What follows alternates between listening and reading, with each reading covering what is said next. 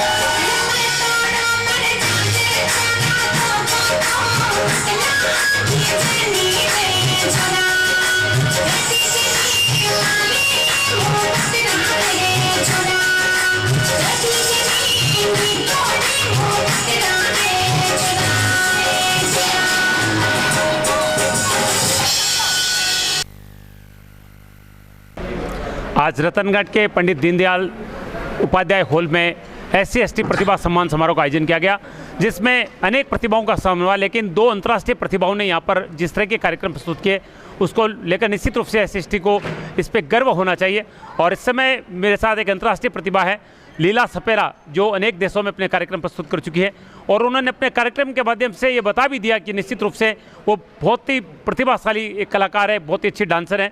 और वैसे भी आप जानते हैं गुलाबो जो कि अंतर्राष्ट्रीय स्तर पर अपनी पहचान कालबेलिया के नृत्य के माध्यम से कर चुकी हैं, उसी के परिवार की है लीला। ये बातचीत करता है। बहुत बहुत स्वागत है आपका। आप बताएंगे कि आपका गुरु कौन है इस नृत्य में?